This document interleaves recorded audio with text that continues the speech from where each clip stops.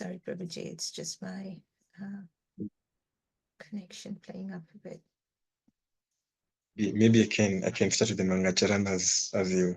Yeah, no, I've got it. Yeah, no, that's fine. So I think it's back now. Okay.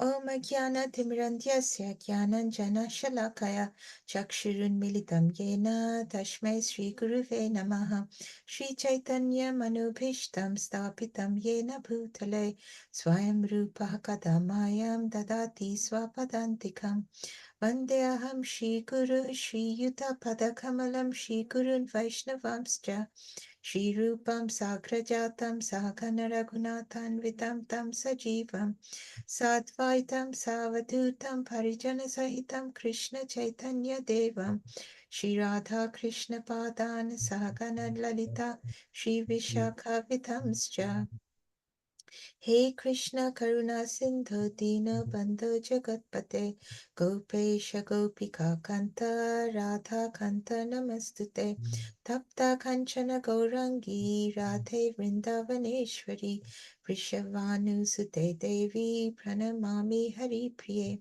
Mancha Kalpatarubhyascha Kripa Sindhu Paevacha Patitanam Pavanebhyo Vaishnavebhyo Namo Namaha Jai Shri Krishna Chaitanya Prabhu Nityananda Shri Advaita Gadadhara Sri Vasati Gaura Bhakta Vrinda Hare Krishna Krishna Krishna Hare Hare Hare Rama Rama Rama Hare Hare Hare Krishna Krishna Krishna Hare Hare Hare Rama Rama Rama Hare Hare Hare Krishna Krishna Krishna Hare Hare Hare Rama Rama Rama Hare Hare.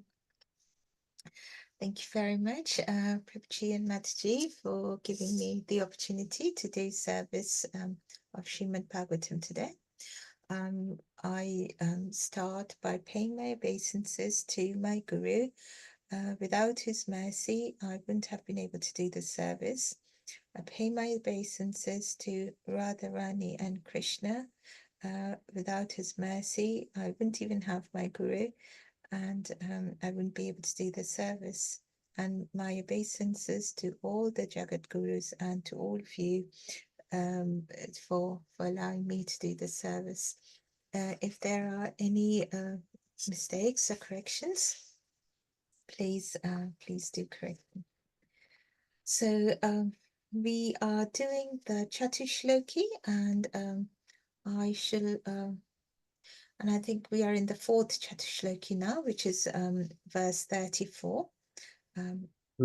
36. Sorry, 36. Yeah.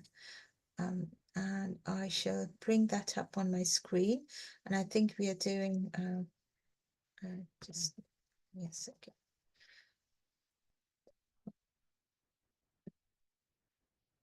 Okay. So let me read the shloka.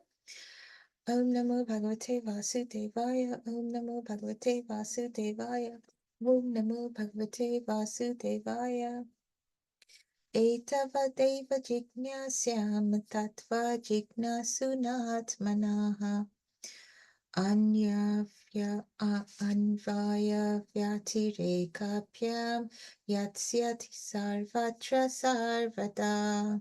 Translation by Srila Prabhupada Ki Jai. A person who is searching after the supreme absolute truth, the personality of Godhead, must certainly search for it up to this, in all circumstances, in all space and time, and both directly and indirectly. And I think you've done the first couple of verses, so I'll just go to the verse we are going to do today, and I'll just read those two verses quickly.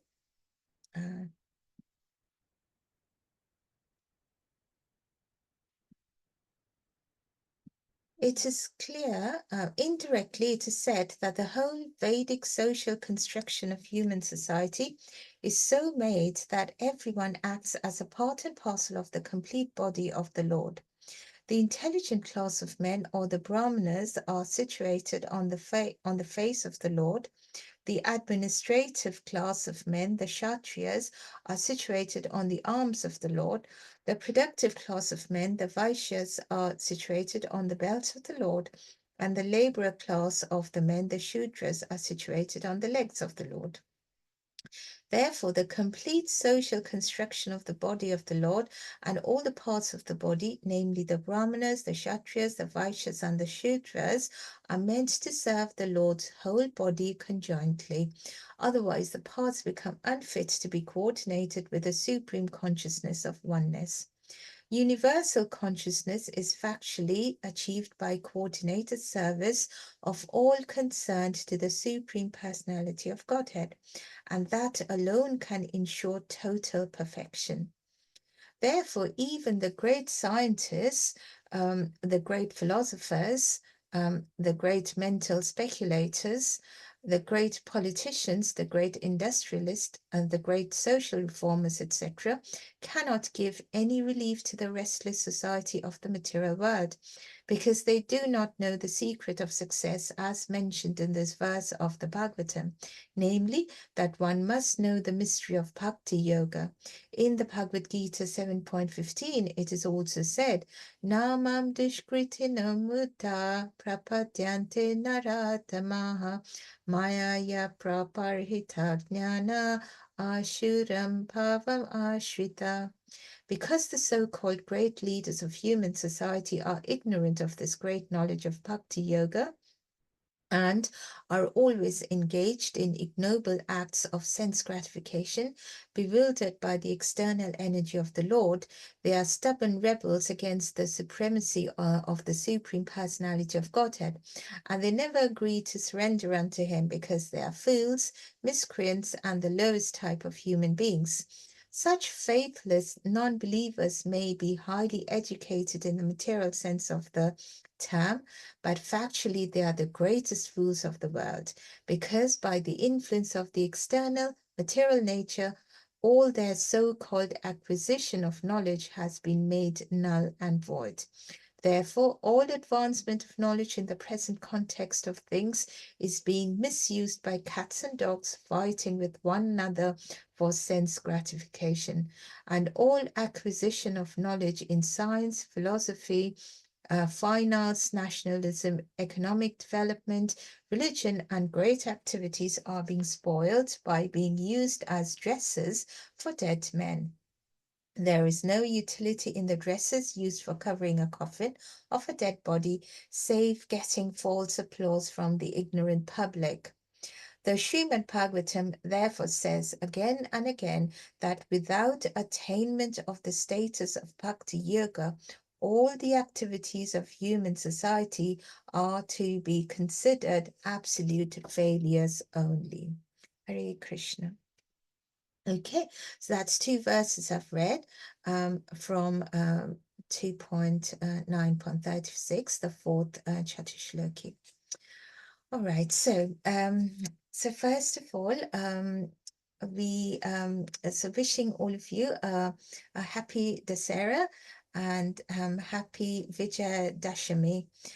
So that's two of the things happening today. And I thought that maybe because the last verse we stopped with Bhakti Yoga, how Krishna was telling, how Krishna told Lord Brahma about Bhakti Yoga and the true identity of a devotee, and how Bhakti is very, very important. I thought we'll start off with talking about Dasera and Vijayadashami, and then link it to our verse today, because it's all very, very interlinked and interconnected. So I don't know if it's happening at your end as well, Prabhuji. And Mataji, I don't know, are you based in the UK, Mataji? I think you're based in the UK, aren't you? Or I'm not sure, but Prabhuji, is that happening over there at your end? Vijay Dashami and Dasera? I'm not very sure. I'm not seeing here in No worries. Eldoret. Okay. So, Vijayadashmi. So, what is Vijayadashmi or Dasara? It's the 10th day of the waxing moonlight, a fortnight of the Ashwin month, and it is so it is called it's Dasara. So it comes from the word dasha or dasam, which means 10th, and ahar, which means day. So that dasha and ahar, that got corrupted and it started being called Dasera. So why is the Dasera celebrated? So there are quite a few instances that has happened today. So one of the things was when goddess Durga, she killed the demon Mahisasura, who's a demon in the form of a bull, and she killed that demon today on the day of Vijayadashami. So Vijaya means getting victory over the demon. Also, so the battle with the demon goes on for about 9 days, and on the 10th day she kills him.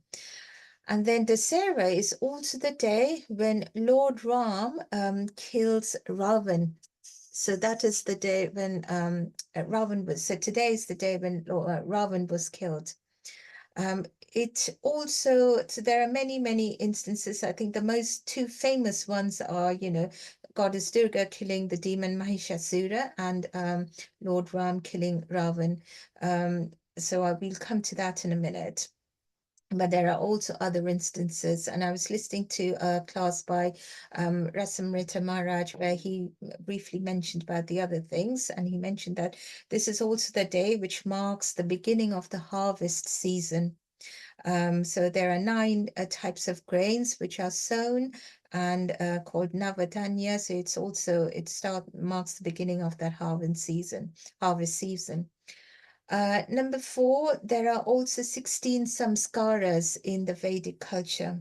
Samskaras, traditions that needs to be done, yes. And one of them is called the Vidya Rambh. Vidya means education. Vidya Arambh. Arambh means the start. So one of those samskaras is Vidya Rambh samskara, which marks the start of a child's education. So this is also the day when a lot of parents actually celebrate or starts a child's education. And also in Mahabharata, we see the Pandavas, they had to be in exile for 12 years. And the 13th years, they had to be in exile incognito, so that nobody recognized them.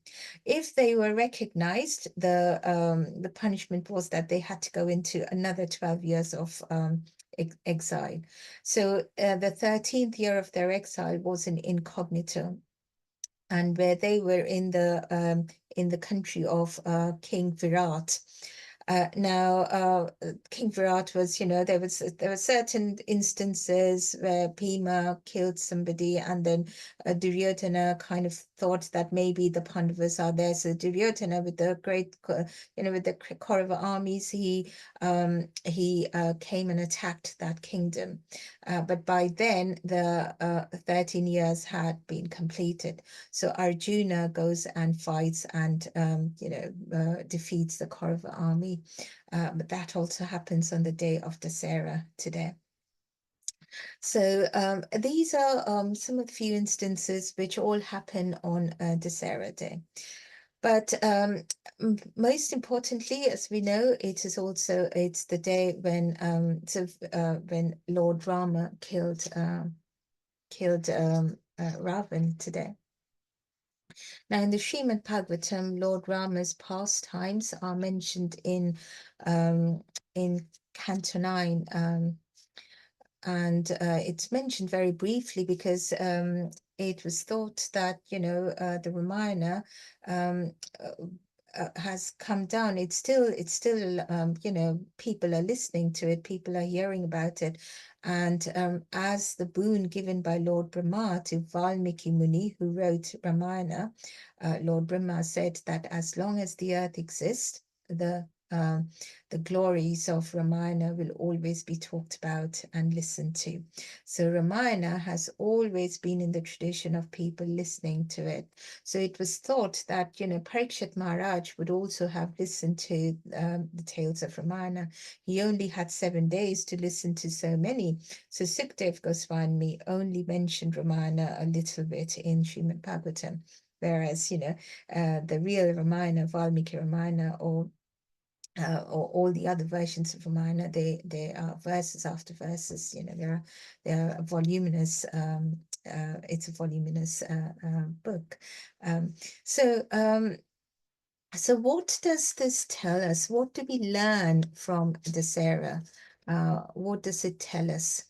It tells us that however powerful one is, if one is against God, and one is proud, one thinks of oneself to be in control, he comes down. Inevitably, there is a downfall of that person.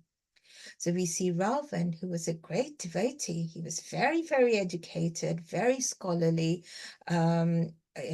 Brahminical. He was Brahmin, born as a Brahmin. So although, we'll come to talking about the 4 Varnas in a minute, but although the Vedic injunctions do not say that the varna of a person has to be by birth. We have many instances where it wasn't the case, but we see here Ravan. He was very, very learned, like a Brahmin, but he was also born in a Brahmin family. And he had, because he was such a great devotee, he had lots of celestial weapons as well. He was a great, great devotee of Lord Shiva. However, what it teaches us is that, Dasera, Ram killing Ravan in the end, teaches us that doesn't really matter how big a devotee one is, how powerful one is. It doesn't really matter. As long as, one thinks himself to be superior to the Lord, and once one starts thinking that one is the master, if someone is not with Krishna, then that devotee definitely, whether they are devotees or not, there is their definite downfall. As we see in the last verse of Bhagavad Gita in, chapter 18, verse 78, what does Sanjay say to Dhritarashtra right at the end, the last verse of Bhagavad Gita? It says, Yatra Jageshwara Krishna, Yatra Partha Dhanurdhara, Tatra Shira Vijaya Bhutir, Dhruva Nitir Matir Mama. What does that mean? It means that Sanjay says that wherever there is Krishna, the master of all mystics, and wherever there is Arjuna, the supreme archer, there will certainly be opulence and victory. Victory is always where there is Krishna. So if one is working against the Lord, when one is going against the Lord, thinking oneself to be in control, the downfall of that person is inevitable, no matter how great they are, how powerful or learned they are. Now, it also, and the other thing to remember is, because we are going to talk about it later when we connect it to our verse today, that Ravana, although he was a great, great devotee, he had been cursed so many times because his the pot of his deeds that for his lifetime, that was full of only curses, because he had created and committed so many crimes against men, against women, against all everybody in society. So he was cursed many, many times. So even Bhishma Deva, he was a great devotee. And he remained a great devotee right till the end. We see how even Krishna was glorifying Bhishma right at the end. And Krishna acknowledged that as well. He gave darshan to as Bhishma Dev wanted to leave this material body, Krishna granted him that wish of as he wanted to see Krishna. But Bhishmadev, he sided the Kauravas, he sided the wrong side, and so he fought against Krishna. So despite being a devotee, there is always a downfall if one is against Krishna. And we learn from the instance of Dasera that this is one of the things we have to remember every single day of our lives, that whatever we are doing, we have to keep in mind, we have to judge, is it something that is going to make Krishna happy, or is it something that is going to go against what Krishna wants? Every single activity of our lives, we don't fight battles like Rama and Ravana. We don't fight battles with, with great armies, but we have battles every single day in our daily lives. And as we do our actions every single day, this is something we need to judge. We need to ask ourselves, is it something that we are doing which is going to make Krishna unhappy? If that is the case, then we mustn't do that, because that is not going to bring me any good. So secondly, we also see that Ram, he takes off the heads of Ravan. He tries shooting with his bow and arrow. He brings down one head of Ravan, but then because Ravan had the boon, as soon as one of the heads was taken off, that head would come back again. So it was no, as many times the heads were being taken off, the heads would just come back, pop back onto the shoulders again. So Ram didn't know what to do, and then he directly he shoots his arrow to Ravan's heart and kills him.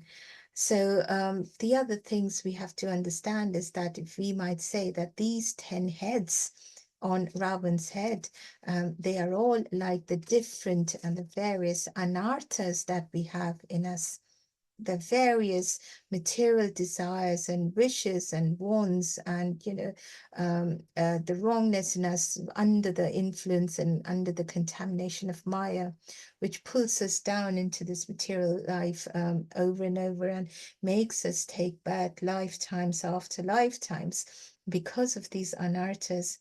So with Ravan getting, with each of these Ravan's heads can actually signify some of our anarthas.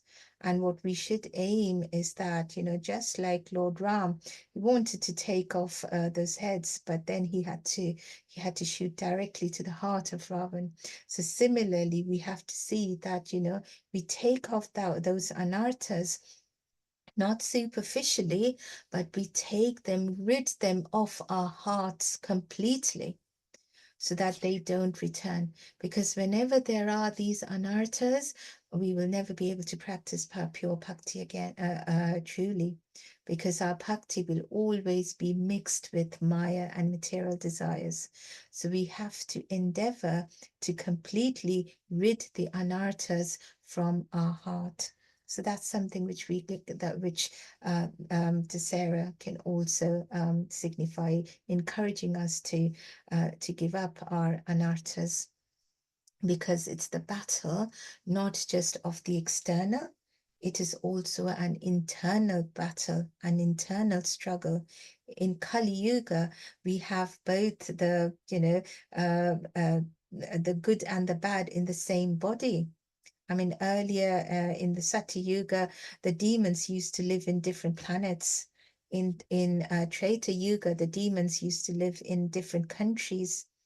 In Dwapara Yuga, the demons lived in, they were in the same family. But when we come to Kali Yuga, the demons are in all of us. We have a good and a bad side. So we have to endeavor to get rid of the anarthas, these bad things in us, and uproot them completely from our hearts, and win and try to get victory over or rather try to get victory in this internal battle, in this in our internal struggle. So that is something also that Dasera signifies, that when what we really want to do is just win over this anarthas. Now, thirdly, Ram also enjoys the Veer Ras. Veeras. So we have the 5 main rasas, and that's our a constitutional connection or position in the spiritual world. So our connection with the Lord in permanently, eternally, is in one of the 5 rasas. Shantaras, Dasyaras, Sakyaras, Vatsalyaras, and Madhuryaras. Neutral rasa, then you have servitude, friendship, parenthood, and then madhurya or conjugal love. So in the spiritual world, every single soul is engaged in a connection with Krishna in one of these 5 eternal rasas. However, apart from these 5 main rasas, there are also 7 secondary rasas. Like Hasyaras, Adbhutaras, there are many, there are 7 secondary rasas. And one of those secondary rasas is the Viraras. Viraras, where, there's the mellows of fighting, and, where Krishna gets to fight. And gets pleasure out of that because he's strong. He's, one of his opulences is strength. He's strength, or strength that is in anybody comes from Krishna because he's complete in strength. But he doesn't get to use that opulence in the spiritual world because nobody fights Krishna in the spiritual world. Everybody loves Krishna over there. So he, in the material world, he's able to enjoy that rasa with the ones who are against him. And Ravana gave Lord Ram the pleasure of that Viraras. So then we can say, because Ravana gave him the pleasure, and if giving pleasure is how we defined last week as, one of the main things, or if not the main thing of bhakti rasa, if that is the case, then are we saying that Ravana was a great bhakta? And the answer is no, because Ravana might have given Ram the opportunity to enjoy the Viraras, but he didn't do it out of love. His intention was not to give pleasure to Ram. His intention was to cause harm to Ram. So he might have, so giving pleasure to Krishna was a byproduct of fighting Krishna. So the main thing was to just, or rather Lord Ram over here in this instance, so the main thing was to fight or go against Krishna or Lord Ram. So he didn't want to actually give pleasure to Lord Ram. So he can't be said as a bhakta. So a bhakta is somebody who genuinely wants to give pleasure to Krishna or to Lord Ram or to any form of the Lord. I mean, we see other examples in Shishupal, in Hiranyakashipu. They all gave the pleasure of, Veera, so that fighting, the mellow of fighting with the Lord, with the Supreme. However, they were always, bad mouthing Krishna. They were always against Krishna. They hated anyone who sided Krishna or were followers of Krishna or believed in Krishna or loves Krishna. So there, giving a pleasure to Krishna or Lord Ram was not the main intention as a true bhakta is. Just like Mother Yashoda, she would tell off Krishna and scold Krishna. So she even tied up Krishna. She would do, and the gopis, they would say all kinds of, harsh words to Krishna.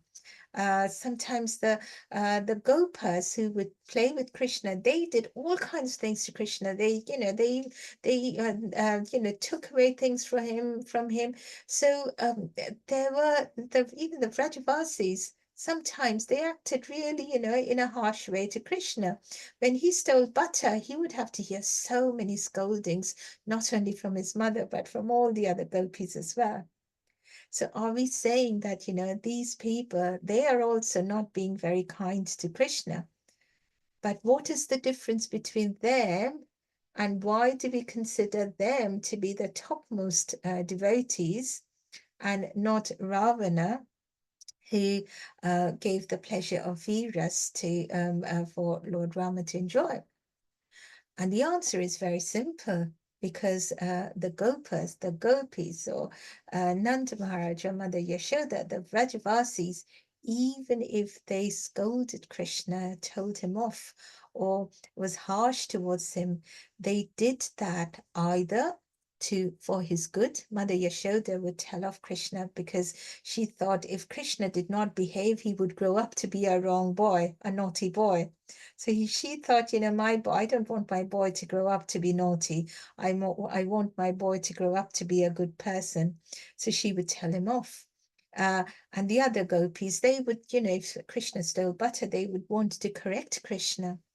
The gopis, they would say harsh things to Krishna. Why are you late? Why don't you meet us all the time? We miss you all the time. They were harsh out of their love to Krishna. And Krishna enjoyed, he loved listening to this, because he knew these people were saying things to him, and that was an expression of their love rather than an expression of, hatred towards him, as in the case of Ravana. So we see that, in Dasera, when we think about Ram killing Ravana, there are quite a few things we might have to want to ponder on and meditate on, because it doesn't only teach us that, Lord Ram overcame Ravana, or Mother Durga overcame the demon Mahishasura. It's also pondering on the fact that goes back to the absolute root of Bhakti Yoga, what we were learning in the last verse of the Chatishloki in verse 35, that no matter where we start, we want to talk about, who am I? We want to talk about Maya, we want to talk about God, Krishna, but at the root of everything, there is Bhakti. Because and what do we mean by bhakti? It is not just serving Krishna, it's serving Krishna in love, because Krishna created us out of love. So at the core of everything is that bhakti, or is that love, wherever we start our definition from. So even as we are talking about Dasera today, and we talk about good overcoming evil, or dharma overcoming adharma, at the root of it all is bhakti, is true love for Krishna. And that leads us directly into the verse we are doing today, the 36th verse. Now, where Krishna is talking about sadhana. So Krishna, in the last verse of the Chatishloki, Krishna talks about the relationship of the jiva with Krishna. So in the first verse, in the previous verses, we have seen Krishna talk about himself. In the first Chatishloki, Krishna talks about Maya. In the second one, Krishna talks about the bhakta. In the third one, and in the fourth one, Krishna talks about, the relationship between, or rather sadhana. How can one connect to Krishna, and what is the process of connecting to Krishna? And what is this bhakti? What is this love? So in Bhakti Rasamrita Sindhu, verse 1.1.11, it defines bhakti as anya pilashita sunya, yana karmadya anarvatam, anukuldena krishnam silanam bhakti uttama, or the first class devotional service, or develops, and this is about the top class devotee, the Uttama Adhikari. They have their love for Krishna. And what is their love? When they are completely devoid of any kind of material desires, any kind of material knowledge, and their whole intention is to just provide constant happiness to Krishna, constant happiness to serve Krishna. Serve Krishna how? Favorably. favorably. Anukulyana Krishnas. I'm sorry, my Sanskrit is really bad, so I'm saying in English. So how to serve Krishna favorably, and that is how bhakti is defined in Bhakti Rasamrita Sindhu. And Krishna also mentions that in Bhagavad Gita. He repeats that all the time. He repeats in 9.34, and he repeats the same thing in chapter 18 again, 18.65. He says, and it's also mentioned in the purport over here in this verse as well, so we can understand how important this is, what Krishna is saying, and how is Krishna defining how to connect to him, how to perform sadhana to him. He's saying, Man mana bhava mad bhakta madhyaji mam namaskuru mam eva syasi satyam te pratijane priyosime. Or always think of me, Krishna saying, become my devotee, worship me, and offer your homage to me. And if you do this, if a jiva does that, Krishna says, you will definitely come to me without fail. And I promise you this. Krishna saying, I promise you this. Because why? Because you are very dear to me. So that is the only way: connection with Krishna, serving Krishna, or ultimately loving Krishna. That is bhakti. And that is what this Chatushloki, in every single verse, it starts with, defining something, but it ends, when we read the purports, we see that it ends with the same thing: the love towards God, and true love towards God, not make-believe love towards God. So whatever service we do, if it is not anukul, if it is not favorable to Krishna, if it doesn't make Krishna happy, then there is no meaning to that work. So one can chant for hundreds and thousands of years. It's not the action of chanting. It is the mood in which we chant. It is the bhava. It is how one is offering that action, how one is chanting, how one is doing something for Krishna. That makes sense. So Ravan could have given the pleasure of Veer Rasa to Krishna, to Lord Rama, sorry. But what was in his mood? His mood was not of love. His mood was not anukul. His mood was not favorable. It was pratikul. It was unfavorable. Whereas Mother Yashoda, or the Gopas or the Gopis, they might have been harsh to Krishna at times, but their mood of that service, or mood of whatever their actions are, were always favorable to Krishna. And that is what bhakti is. So every single action that we do throughout the day, this is something which we need to ask ourselves. What are we doing now? Are we doing something that is going to make Krishna happy, or is it going against the Vedic injunctions? Because we have to face challenges every single moment of our lives, especially in Kali Yuga. It's so very difficult to get away from challenges. And so this is what we have to understand, that, we have to judge in our mind whether we are doing the right or the wrong.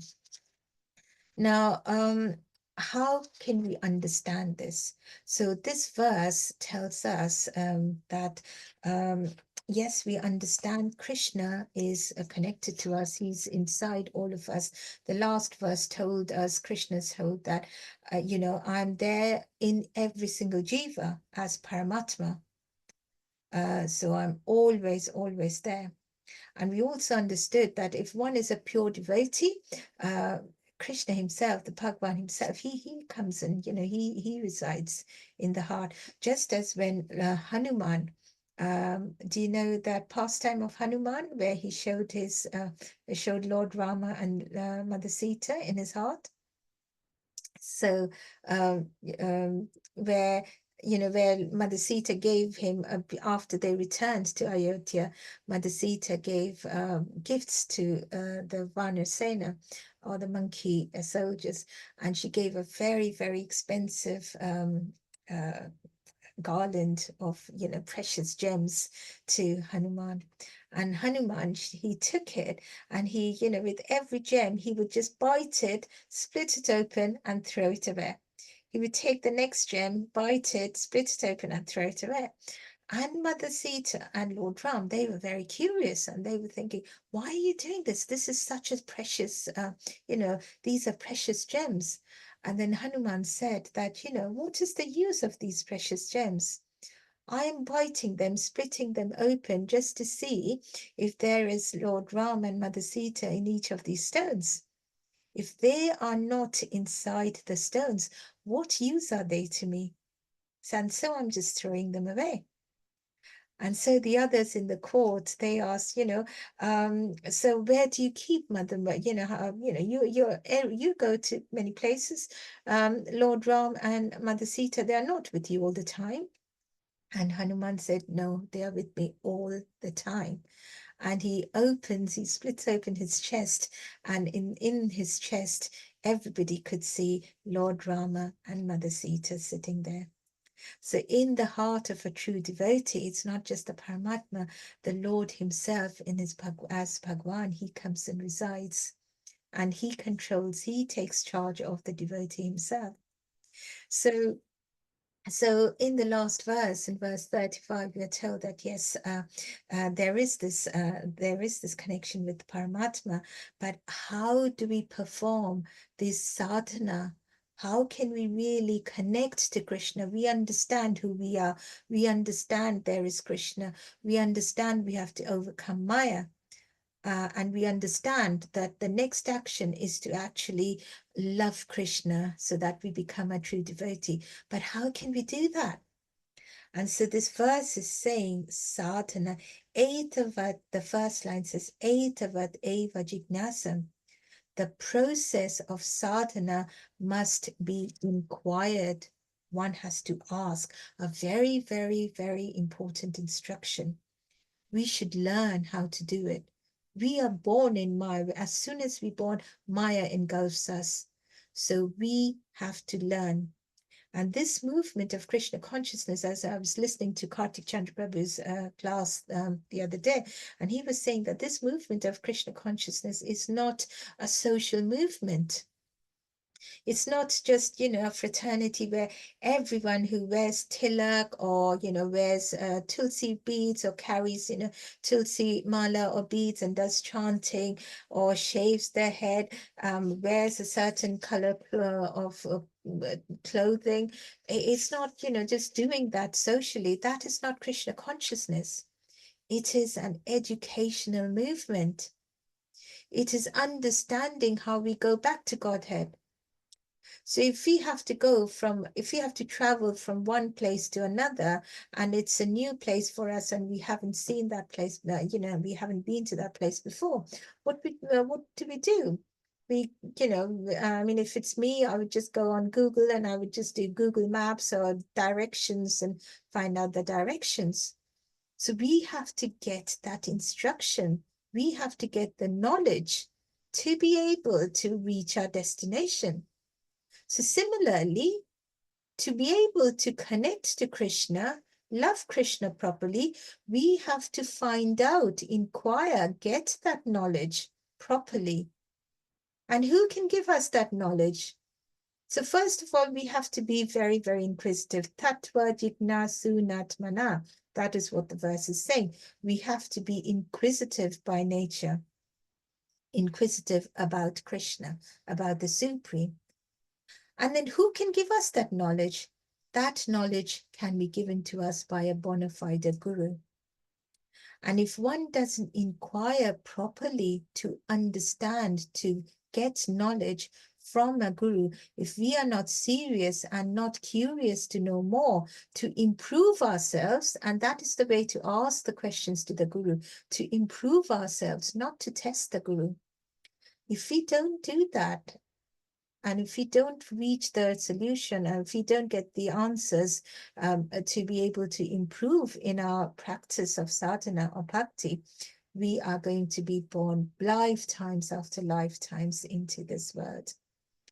However, the verse says, if we follow bhakti inquisitively, with the mood to serve Krishna with love and improve ourselves by doing so, finding out the rights and finding out the wrongs from a guru, then there is going to be union with Krishna, and there is not going to be separation from Krishna. So they're saying that, if we'll connect to Krishna well, and, but if we don't inquire and get the knowledge properly, then there is going to be that separation from Krishna. Non-performance of bhakti resides, it results in separation from Krishna. But however, bhakti cannot be performed as a part-time job. We see Ravana, because we started with the Sarah and Dashami. We cannot perform bhakti as a part-time job. Ravana was a great scholar. He was a great, great devotee of Lord Shiva. He performed great austerities, and then he forgot all of that and he started fighting Lord Ram. So we cannot perform bhakti as a part-time job whenever and wherever we want, whenever there's a mood to do bhakti and whenever there's a mood to love Krishna. No, what is the verse telling us? The verse is telling us, Yat Syat Sarvatra Sarvada. Bhakti must be performed everywhere, eternally, all the time, wherever we are. And that is where, we go back to our earlier discussion on how for every single action that we do, we have to understand, we have to see whether this, whatever we are doing today, is that right? Is that the right thing to do? And so the purpose, the verses we are doing today, so in a wider sense, as we are inquisitive and we want to find out more about how to get the real knowledge about connecting with Krishna, we don't do that only individually, but we do that in a wider sense as well. And what do we mean by the wider sense? It is as a society. And this whole Vedic social construction of the human society, as has been defined by Krishna in such a wonderful way that, it works perfectly. So what Krishna has done is he's given us a very, very scientific division of society based on, based on the how different people can do different things, but how they can function simultaneously together smoothly and harmoniously for the benefit of the society. So you see, the second layer is that this verse is talking about. Firstly, it talks about being inquisitive for own connection to Krishna. Secondly, we are being told that it's not just individually, but as a society as well, because Krishna created these four varnas. Varnas were not created just by birth. People would not just become a Brahmana just by birth. We've seen, a doctor's son now cannot automatically be a doctor. However, it is all corrupted nowadays. We see how many Brahmanas, they claim that they are Brahmanas just because they are born in a Brahmin family. But that is not the case. The Vedic injunction says that one is born, one can assign oneself to or attach oneself to a Varna based on one's quality and behavior. So we see Lord Parshurama, he was born in a Brahmin family, but he fought the Kshatriyas. He behaved like a Kshatriya. We see Vishwamitra Muni, he was a king, he was a Kshatriya, but he became one of the greatest of the sages. So the intellectual class, that is what Krishna named. He called them the Brahmanas, who were given the task to educate the society. So the verse says, be inquisitive. So the jivas have to be inquisitive. Inquisitive to who? Who to ask the questions to?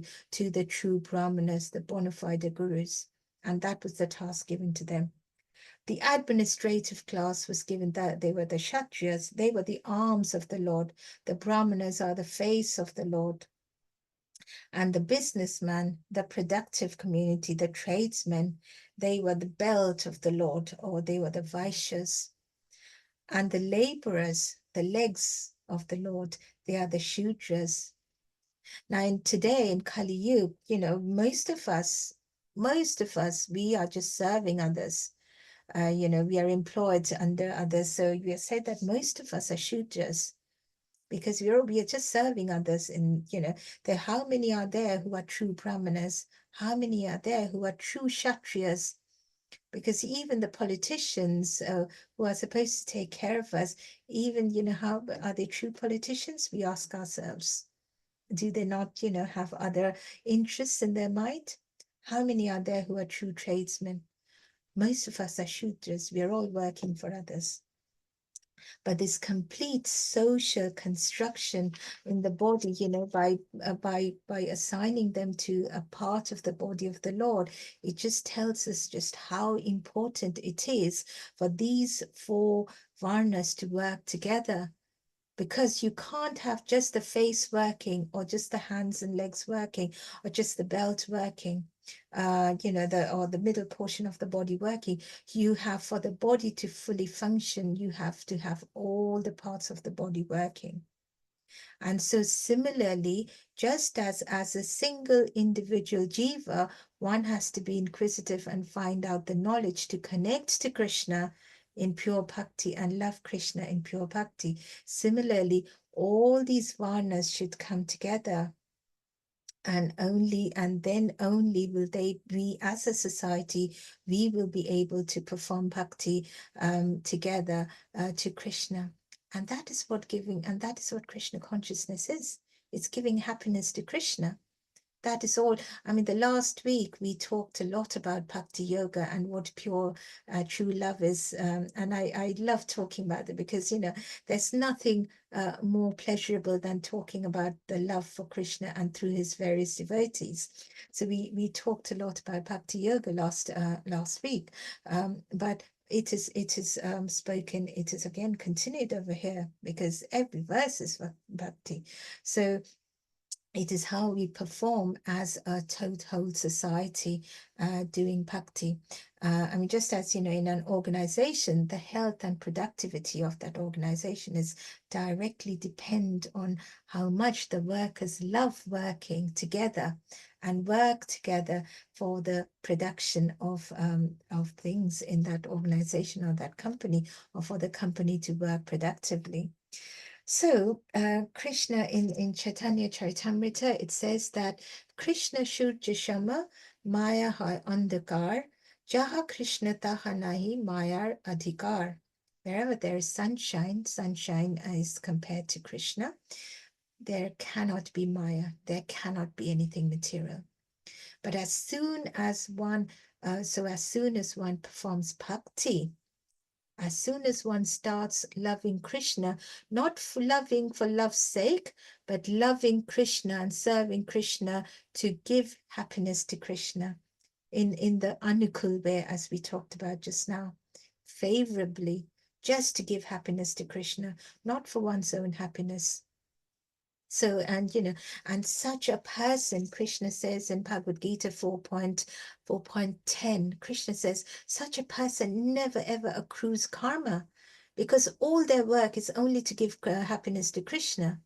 So they cannot, even if they are doing great work where otherwise a person would accrue good karma, they don't accrue good karma because all their work is assigned to Krishna, devoted, and Krishna takes care of the results. If they do bad work, they are doing, they are like Arjuna was being asked to fight. That is fine, Krishna said. Don't think about the results because you are acting in Krishna consciousness. You are doing something. You are doing something to fight adharma. And fighting adharma is what makes me happy. So such people who are able to love Krishna properly, they are able to love him only for the sake of giving him pleasure. And that exactly is what this verse is saying. Whether as an individual or as a society, we have to make that connection with Krishna.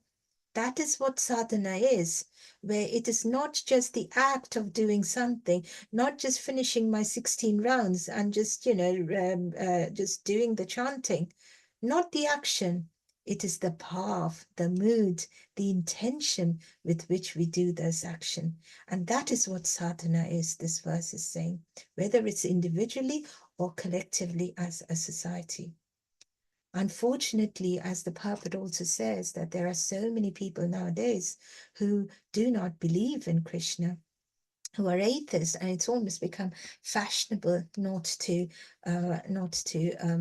believe in God. And Prabhupada says in the purport that they are actually the greatest fools.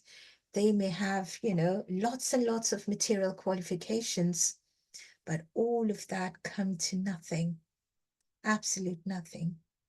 And so I'll finish today by what Prabhupada finishes this paragraph with. He says that, he refers to Srimad Bhagavatam 5.5.5 today, where we are told that as long as one does not inquire about the spiritual value of life and finds out about the truth, one is defeated and subjected to miseries arising from ignorance. So no matter what we do, how much we study, how much we deepen, if we are not inquisitive about finding out about pleasing Krishna, not just serving Krishna, pleasing Krishna, because Krishna, he loves us all by default. But when we actually endeavor to make him happy, that makes us very, very special to him. That makes him doubly happy. And so bhakti is that happiness, that happiness that Krishna gets by seeing us wanting to give him happiness, because he is Atmarama, he can be happy in himself. But he gets very, very happy when we want to connect to him, not just, because we want to do perform some action, but because a true devotee is Anya Bhilashita Sunya, as we discussed the other day. A true devotee has no material desires in his heart, and his only desire is always to think of the Supreme Person all the time. So, as we are told in Krishna consciousness, never forget Krishna and always remember Krishna. The two things always to remember. And as Radharani tells Krishna very, very curtly that, why are you trying to give me your flute? Just to remember you when you're going off to Mathura. I don't need your flute to remember you. I remember you all the time. So I don't need your flute to remember you. When am I going to forget you to actually use your flute to try to remember you? That is never going to happen, because you are always with me. You're always in my mind. And that is what this verse is again reiterating, that if we are performing sadhana, it's not just the act of sadhana, whether it's individually or collectively, it's not the action of doing something, but it is the power, it's how we do it, the mood in which we serve Krishna. And ultimately, that is what bhakti is. It's loving Krishna to love him, loving Krishna to make him happy, not just to satisfy my material senses that, oh, I have done something in bhakti. So with keeping that in mind, we again conclude here. We come to the conclusion of our discussion, going back to where we started about the Sarah, about Ravan being killed by Ram. So it tells us it's not just good taking over in good vanquishing evil, dharma vanquishing adharma. But it's also remembering that we are also trying to, just as Ravan's heads represent the anarthas, and Ram had to shoot his heart to get rid to kill Ravan. Similarly, we have to try and take out all those heads which represent anartha. We have to cut them off and take them off completely from our heart. And that is when we will be able to love Krishna truly and properly. So with that, I finish our discussion today. Thank you so much for allowing me to do the service. So if there are any questions, any corrections, please let me know. Hare Krishna. Hare Krishna. Yeah, thank you very much for that beautiful class. Thank you so much. I don't know whether, and thank you so much for also giving us a reminder of how to approach Bhakti, the mood, emphasis on the mood to approach Bhakti. It's such a great thing when we think of all these great sages and demons that were here. Maybe before I give Grace Umila Rajani a chance to comment or to end the session, maybe is I could not fail to think that we are in Kali Yuga. It means, and Krishna says we have always been existing. So maybe it means we have been also been in Satya Yuga, Dwarpa Yuga, and Treta Yuga, and now we're in Kali Yuga. And mine was, if we really failed to develop the love for Krishna and Bhakti in Satya Yuga, where there were great opportunities for meditation and even to develop that love, because we actually seen Krishna physically, and we had to wait for Kali Yuga, where our memories are just short, our lives are short, we are very unfortunate. I don't know, maybe, and even when we actually maybe had divinity in one body, not just right now we have demonic qualities and divinity in one body. We had to wait for almost the worst case scenario to get to this path. I don't know, maybe you can, how Yes. did we miss in other Yes. ages? Yes, Prabhuji. Yes. Thank you very much for that very, very nice comment. Very, very inquisitive comment as well. Yes, Prabhuji, we have to remember that even the jivas who were in Satya Yuga, they are the jivas who had defected from the spiritual world. So the whole material world was created only to accommodate those jivas who had defected from the spiritual world and did not want to acknowledge Krishna as the supreme.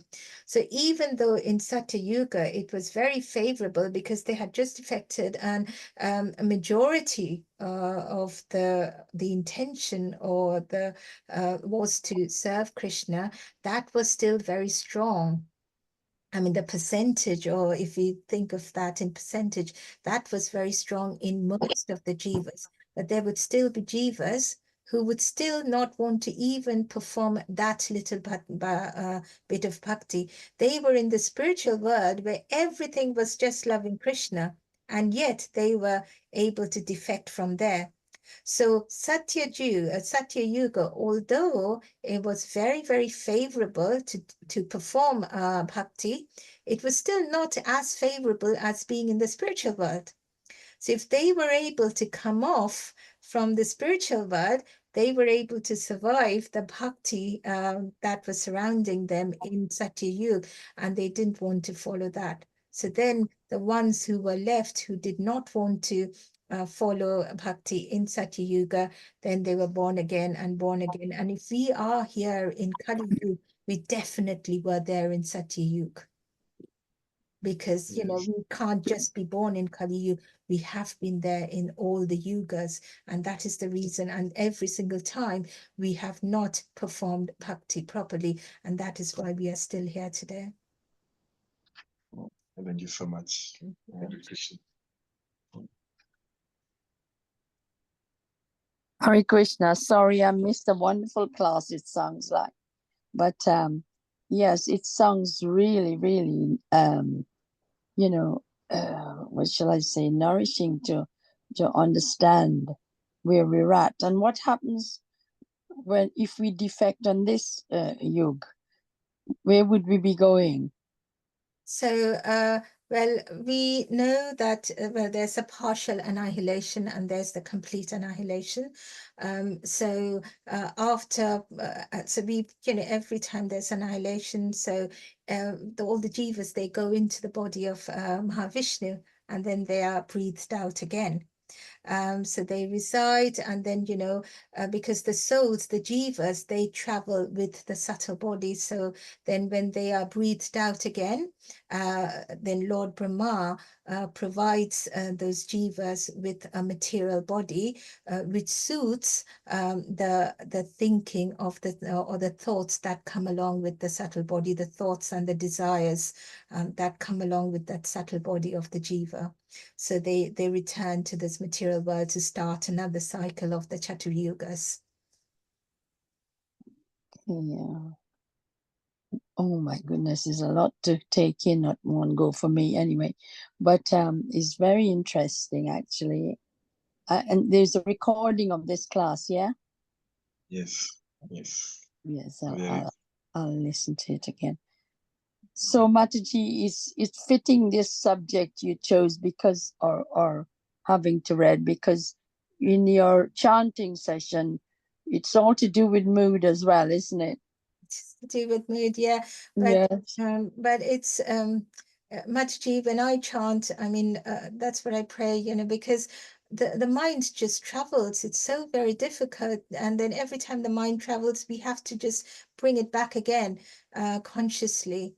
And I speak only for myself because my mind does travel quite a bit. And then, you know, I have to remember to bring it back again. Some days the chantings are great. Some days the minds do travel. The mind does travel quite a bit. So we Yeah. just have to keep on practicing to do how to chant offenselessly. That is it. You know, it's not just the action of chanting, but how to chant offenselessly to be able to make Krishna happy. And as soon as we make Krishna happy, that's sadhana, and that's connecting with Krishna. Yeah. When I chant, I have to bring myself back to Krishna all the time. And I know, you know, and I try my best to deliberately focus on Krishna. And every bead I think of Krishna, every step, Krishna is making a step on each bead, and I'm trying to catch up with him. But it just wanders, and then I have to catch myself again and bring it back. Yeah. So I know it's hard. It's not easy. Difficult. It's very difficult. Well, that's what Arjuna says. Even a great devotee like Arjuna, he tells Krishna how to control the mind. So, yeah. Haribol. Thank you so much, Haribol. Thank you. So is it on tomorrow now? Is it again tomorrow? This session. Yeah, it should be Mataji. Yeah. It's difficult.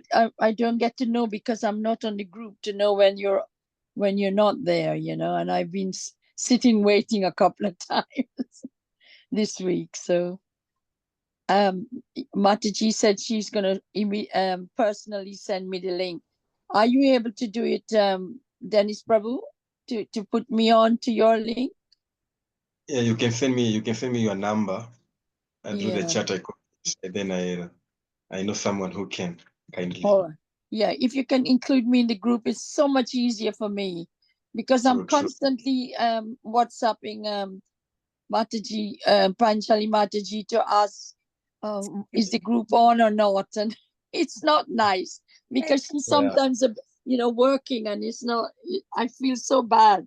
No, Mataji, no problem at all. Apologies. Sometimes I pick up the messages a bit late, so apologies. Yeah, that's what I mean. When you're busy, you can't, just drop things and look out for messages. It's not easy. So that'd be really nice. So your number is in the.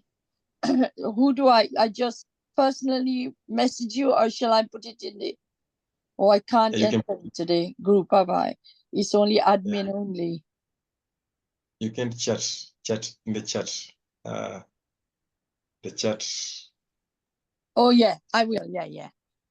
Yes. Okay, Haribol. I have left mine in the chat. You can also text me, and then I'll get yours. Oh, lovely. That's great. Thank you, Prabhu. Hare Krishna. Okay, I think we don't have any other. We can end the session. Would you kindly end the session for us today? Janukaya Didi Mataji, kindly. What do I have to do, a prayer or just say it's Panchakali? Yes, the Maha Mantra. Yes, we can do the Maha Mantra together. Hare Krishna, Hare Krishna, Krishna Krishna, Hare Hare, Hare Rama, Hare Rama, Rama Rama, Hare Hare. Is it 3 times you want it, or that's okay? Okay, we say the Vanchakapaturu prayers now. Pasya Pasi Vanchakapaturu Pyascha Kripasi Nanam Pavanebhyo Vaishnavebhyo Namo Namaha. Namo Namo Koti Vaishnav Vrinda ki, Jai. Jai. Srila Prabhupada ki, Jai. Jai. Hari Hari Bol. Srimad Bhagavatam ki Jai. Hari. Hare Krishna. Thank Okay. you, Prabhuji and Mataji. Thank you. Oh, what's happened? Oh yeah, here's the chat. Okay. Oh dear. I'll